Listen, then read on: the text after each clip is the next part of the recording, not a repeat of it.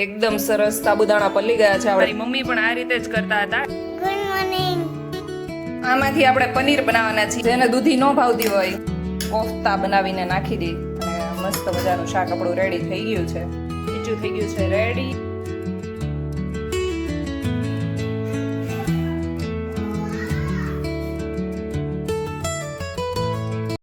Hello friends, very good morning, જય Shri Krishna and જય Swaminarayan. Welcome back to my channel. આજે તો બહુ બધું કામ છે અને વેફર અત્યારે હજુ ફ્રી થતાં કેટલા વાગી ગયા છે? 10 વાગી ગયા છે, કારણ કે જે ગઈકાલે વેફર પાડી હતી એ બધી ભેગી કરી અને બધું ક્લીન કર્યું. અને હજુ આજે સાબુદાણાની વેફર પાડવાની છે. ગઈકાલે આપણે સાબુદાણા પલાળી દીધા હતા, એ તો તમને ખબર જ છે, અને સારી રીતે પલ્લી ગયા છે. તો આપણે ચલો ચેક કરી લઈએ. જો એકદમ સરસ સાબુદાણા પલ્લી ગયા છે. આપણે પાણી નાખ્યું હતું એ બધું જ એણે એબ્ઝોર્બ કરી લીધું છે અને દબાવવાથી પણ એકદમ સરસ મેશ થઈ જાય છે. હવે આની અંદર બટેકા બોઇલ કરીને નાખવાના છે અને આપણે ખીચું બનાવીશું.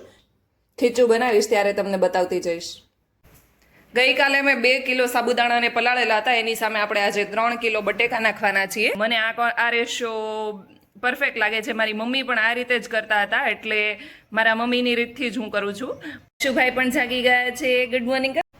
Good morning. 11:30 થઈ ગયા છે અને આપણે આવી ગયા છે કિચનમાં. અત્યારે દૂધી, કોબી ને ગાજર ને એ બધું પડ્યું છે, તો મેં વિચાર્યું કે વેજીટેબલ કોફતા બનાવી નાખીએ. વેજીટેબલ કોફતા અને પરાઠા એ બનાવી નાખીએ, અને પછી બપોર વચ્ચે તો આપણે સાબુદાણાનું ખીચું કરવાનું છે, સાબુદાણા બટેકાનું. એટલે બપોર વચ્ચે આખો એમાં જવાનો છે, અને સાંજે પાછો વૃષભને ચીઝ પનીર ગોટાળો ખાવો છે, એટલે ઢોસાનું બેટર પણ પડ્યું છે અને ચીઝ પનીર ગોટાળો આપણે બનાવી લઈશું. તો એના માટે અત્યારે પનીર ઉતારી નાખીએ, એટલે કે દૂધ ફાડીને પનીર બનાવી લઈએ, એટલે સાંજ સુધીમાં એકદમ સેટ થઈ જાય, અને પછી સાંજે આપણે પનીર ગોટાળામાં ચીઝ અને પનીર બંને એડ કરી શકીએ. તો ચાલો અત્યારે ફટાફટ હું કોફતાની પ્રિપેરેશન કરી નાખું, અને શાક થઈ જાય એટલે આપણે દૂધ ફાડીને પનીર પણ બનાવી લઈશું. અહીંયા મેં લઈ લીધું છે ગાજર. આ બંને મારી પાસે પડ્યા હતા, એટલે પૂરા થઈ જાય એટલે આપણે આ જ યુઝ કરવાના છીએ. ગાજર, દૂધી અને કોબી તો બધાને છીણી લઈશું છીણીની મદદથી, અને એના અંદર પછી મસાલા કરવાના છે, અને ટમેટાની ગ્રેવી કરીશું, અને થોડું મલાઈ અને થોડું દહીં એ પણ એડ કરીશું. તો ચાલો હવે જલ્દી બનાવી નાખીએ, કેમ કે 11:30 તો ઓલરેડી થઈ ગયા છે, અને આને કોફતા બનાવવામાં પણ થોડું ટાઈમ લાગશે, એટલે બનાવવાનું શરૂ કરી દઈએ. બધા જ વેજીટેબલને છીણી લીધા છે. હવે આના અંદર બધા મસાલા એડ કરીશું અને ચણાનો લોટ એડ કરીશું અને બોલ્સ બનાવી લઈશું. એ પછી એને ફ્રાય કરવાના છે, અને ફ્રાય કરીને આપણે જે પંજાબી શાક બનાવતા હોઈએ, એમાં ટમેટાની ગ્રેવી બનાવતા હોઈએ, એ રીતે ગ્રેવી બનાવીને એને અંદર કોફતા નાખી દેવાના છે, અને થોડી વાર એને જોડે જ ચડવા દેવાના છે, એટલે ગરમ હીટ લાગશે એટલે એકદમ સોફ્ટ એવા કોફતા બનીને રેડી થઈ જશે. તો ચલો હવે ફટાફટ આના અંદર બધા મસાલા કરી લઈએ. આપણી સરસ મજાની ગ્રેવી ચડી ગઈ છે, અને અહીંયા કોફતા પણ બની ગયા છે. હવે કોફતાને આપણે ગ્રેવીની અંદર નાખી દઈએ, એટલે ગરમ ગ્રેવીની અંદર કોફતા જાય તો થોડા નરમ ને સોફ્ટ થઈ જાય. આમ તો જો કે સોફ્ટ જ છે. થોડી વાર ઢાંકીને રહેવા દઈએ, એટલે સરસ ગ્રેવી પણ ઘાટી થઈ જાય અને કોફતા પણ સોફ્ટ થઈ જાય. આમાંથી આપણે પનીર બનાવવાના છીએ. આ 1 બાટલી દૂધ છે, એટલે 500 ml દૂધ છે. હવે જોઈએ 500 ml દૂધમાંથી કેટલું પનીર બને છે. અને સાથે અહીંયા લઈ લીધું છે દહીં, અને દહીં નાખીને આપણે દૂધને ફાડીશું અને પછી પનીર બનાવીશું. અને આ દૂધ મેં ફૂલ ફેટ મિલ્ક જ લીધું છે, એમાંથી તર નથી કાઢવાની. તર કાઢી લઈએ તો એનું જે પનીરની ક્વોન્ટિટી હોય એ ઓછી થઈ જાય છે, અને ખાલી દૂધ પતલું પડી જાય છે, એટલે એટલું પનીર ના ઉતરે. એટલે આપણે જે 1 બાટલી લઈએ એની અંદર જેટલું દૂધ આવતું હોય એટલું પૂરેપૂરું દૂધ જ નાખી દેવાનું છે, એટલે એમાં જે ફૂલ ફેટ મિલ્ક હોય એમાંથી પનીર સારું એવું ઉતરે. એટલે હવે આપણે થઈ જાય પછી વજન પણ કરીશું કે કેટલું થાય છે એ. આપણું પનીર ઓલમોસ્ટ બની ગયું છે, દૂધ ફાટી ગયું છે, જુઓ આ રીતનું. હવે આપણે એને ગૌણાની અંદર કે કંઈ કપડું હોય એની અંદર કાઢી લેવાનું, અને પછી એને સારા પાણીથી 2-3 વાર ધોઈ નાખશું. મસ્ત મજાનું આપણું, જેને દૂધી ન ભાવતી હોય, દૂધી ના ભાવતી હોય કે પછી બીજા કોઈ શાક ના ભાવતા હોય, એ આ રીતે કોફતા બનાવીને નાખી દઈ અને મસ્ત મજાનું શાક આપણું રેડી થઈ ગયું છે. પરોઠાનો લોટ પણ બંધાઈ ગયો છે, તો ચાલો ફટાફટ પરોઠા બનાવી નાખીએ, અને આપણું પનીર પણ ઉતરી ગયું છે, અને વજન મૂકીને થોડું જે એક્સેસ વોટર હોય એ બધું નીકળી જવા માટે મૂક્યું છે. હવે 1 કલાક આપણે બહાર રાખીશું અને પછી ફ્રીજમાં મૂકી દઈશું એટલે સાંજ થાય ત્યાં સરસ મજાનું સેટ થઈ જાય. અહીંયા આપણે હોળીમાં રહી ગયા હતા એ બધા ચશ્મા ધોઈને મૂકી દીધા સુકવવા માટે ને આ સુકાઈ રહ્યો છે આપણો આરા લોટ.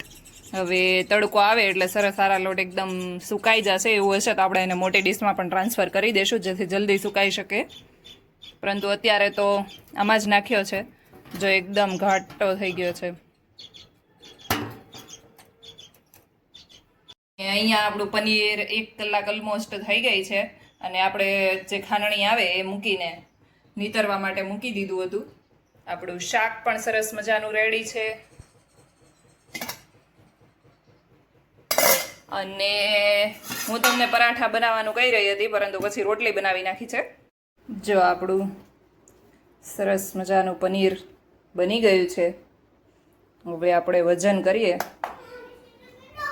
0 આવી ગયું છે અને પનીર રાખીએ આપણે 83 ગ્રામ થાય છે. કે આપણે બહારથી પનીર લેવા જઈએ તો પણ એટલાનું જ પડે એપ્રોક્સ. એટલે ટાઈમ હોય તો ઘરે બનાવવાનું અને નહીંતર બહારથી લઈ લેવાનું.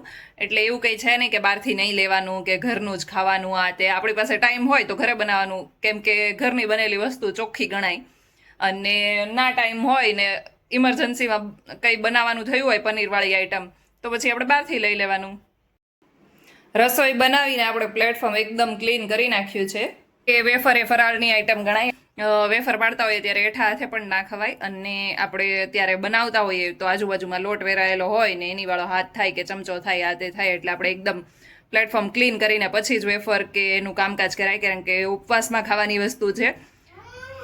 અહીંયા આપણે 3 કિલો જેટલા બટેકા લઈ લીધા છે અને આ 2 કિલો સાબુદાણા આપણા સરસ મજાના પલળી ગયા છે. જુઓ તો ખરા, અડધા તપેલા ઉપર ભરાઈ ગયું છે. આ તપેલાની હાઈટ જુઓ, અડધા તપેલા ઉપર આ ભરાઈ ગયું છે. એટલે 2 કિલો સાબુદાણાની સામે આપણે 3 કિલો બટેકા નાખવાના છીએ.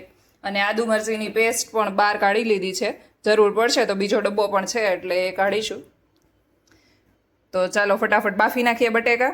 આ છે બપોરના 2 અને આ છોકરો જો ખાવા લાગ્યો છે.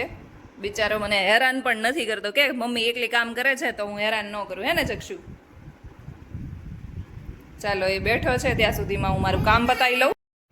અહીંયા છીણને તડકે નાખી દીધું છે. આપણી જે બીજી રૂમ છે એની અંદર સરસ તડકો આવે છે તો હવે થોડી વારમાં આ કાતરી ઉપર પણ તડકો આવવા લાગશે એટલે બંને સરસ તપી જશે. 2-4 દિવસ અહીંયા તપાવીશું એટલે સરસ થઈ જાય એકદમ. જો બટેકાની આટલી થઈ છે અને છીણ આટલું થયું છે. હજુ એમ તો થોડી નરમ નરમ લાગે છે, મતલબ વચ્ચેની અમુક જે હોય એ, બાકીની તો કડક થઈ ગઈ છે. હાથ ફેરો કરતો રહેવો પડે એટલે ઉપર નીચે થયા રાખે. ચાલો સરસ તપી જશે આપણી ત્યાં સુધી સાબુદાણાની પાડી લઈએ. 2 કિલો સાબુદાણા પલાળ્યા હતા તો જો એક આ ડીશ ભરીને થયા છે અને એક આ કાથરોટ ભરીને થયા છે.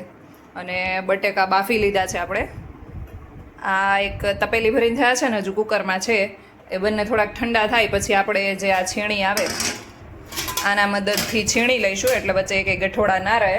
અને આની અંદર આપણે હમણાં પાણીનું આંધણ મૂકી દઈએ એટલે સરસ પાણી ઉકળી જાય પછી આપણે સાબુદાણાને એની અંદર નાખીને એકદમ ટ્રાન્સપરન્ટ થાય ત્યાં સુધી ચડવા દઈશું. અને પછી આદુ મરચી ને બીજું કંઈ પણ જે પણ નાખવાનું હોય એ બધું જ્યારે ઉકળતું હોય પાણી એની અંદર જ નાખી દેવાનું. જીરું, આદુ મરચી, મીઠું, પછી આપણે સાબુદાણા એડ કરી દેવાના.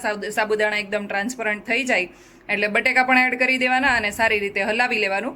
અને પછી જે આપણે લીંબુનો રસ એડ કરવો હોય છેલ્લે એડ કરી દેવાનો.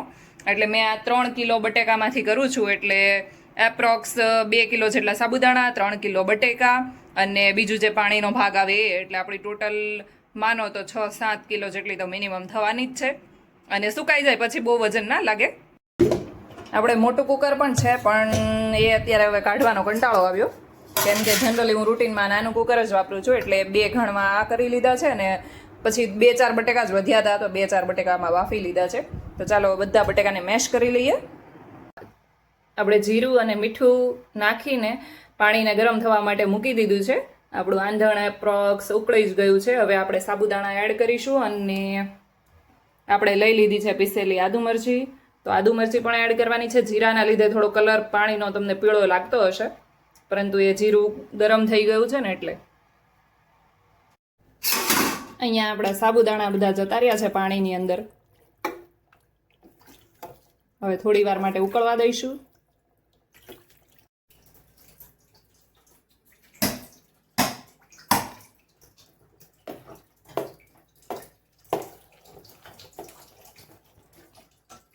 ખીચું થઈ ગયું છે રેડી અને અહીંયા પ્લાસ્ટિક પણ પથરાઈ ગયું છે. હવે ફટાફટ ખીચુંથી ગાંઠિયા પાડવા લાગીએ. આ વ્યક્તિની સ્પીડ જો, ઘડીકમાં અહીંયાથી એટલું કરી નાખ્યું ને મારું જો. તમારે કોન્ટ્રાક્ટ લેવા છે ગાંઠિયા પાડવાના? ઘડીકમાં એટલો પટ પૂરો કરી દીધો છે.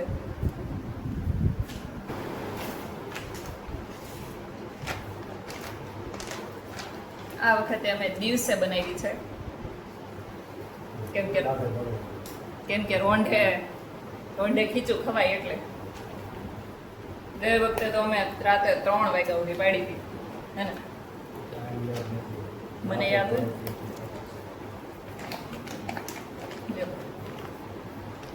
ઋષભ મને એમ કે હું વધારે ગાંઠિયા પાડું છું તો મારે થેલી ભરવામાં ટાઈમ જાય ને, એટલે મારે ઓછા ગાંઠિયા પડે. જાગી ગયો? રોજ રોજ આદરીને બેઠા હોય, હું ઉઠું કે કંઈક નવું જોઈએ. એ જક્ષુ આ શું છે જોતો?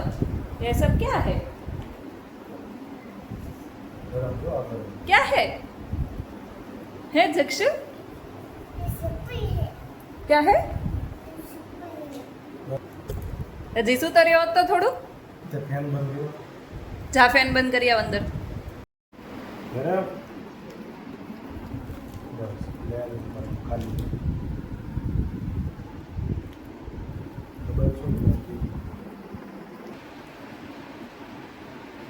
બધા છોકરાને એટલો હરખ હોય નાના હોય ને ત્યારે કે મમ્મી પપ્પા વેફર પાડે છે ને તો હારો રમે પાડવી. હે જક્ષુ? ના અમારે ટાબરિયું જો.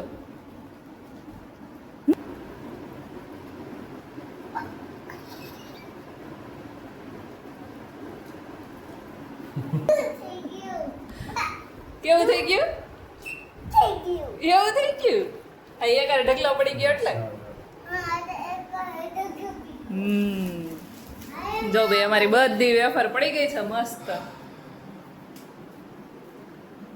એમાં 75% ઉપર વેફર તો વૃષભે જ પાડી છે.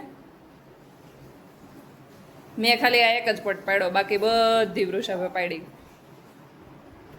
6 વાગી ગયા છે અને ગાંઠિયા પડીને એકદમ ફ્રી થઈ ગયા છે. હવે થોડું ખીચું રાખ્યું છે તો એ એન્જોય કરી લઈએ. ચાલો, તમારે બધાને ખીચું ખાવું હોય તો. અહીંયા મારું ઢોસાનું બેટર રેડી છે. પાલક કટ કરી લીધી છે, ટમેટા અને કેપ્સિકમ કટ કરી લીધા છે, ચીઝ અને પનીર પણ રેડી છે અને એક બટેકો બોઇલ કરી લીધું છે. બનાવવાના છીએ અત્યારે ચીઝ ગોટાળો અને આના ઢોસા પેપર બનાવવાના છીએ. સરસ ક્રિસ્પી પેપર આપણા ઉતરવા લાગ્યા છે. બીજું બનવા માટે મૂકી દીધું છે અને અહીંયા ગોટાળો આપણો ચડી રહ્યો છે. થોડો હલાવી લઈએ. હજુ ચીઝ અને પનીર નાખવાનું બાકી છે. બાકી બધું એડ કરી દીધું છે. થોડું એડ ભાજી જેવું થઈ જાય એ પછી આપણે પનીર અને ચીઝ એડ કરીશું. આપણો આખો થપ્પો થઈ ગયો છે પેપરનો અને પનીર ગ્રેટ કરી નાખ્યું છે, ખમણી નાખ્યું છે. હવે આની અંદર એડ કરી દઈશું.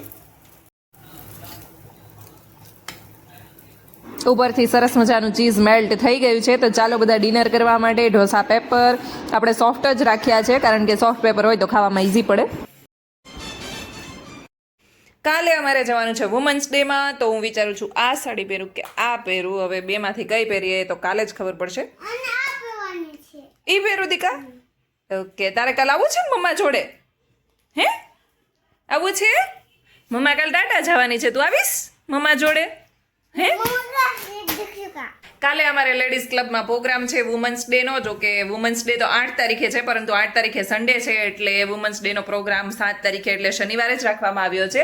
અને અમે લોકો કાલે બપોરે જવાના છીએ, હું અને જક્ષુને પણ લેતી જઈશ.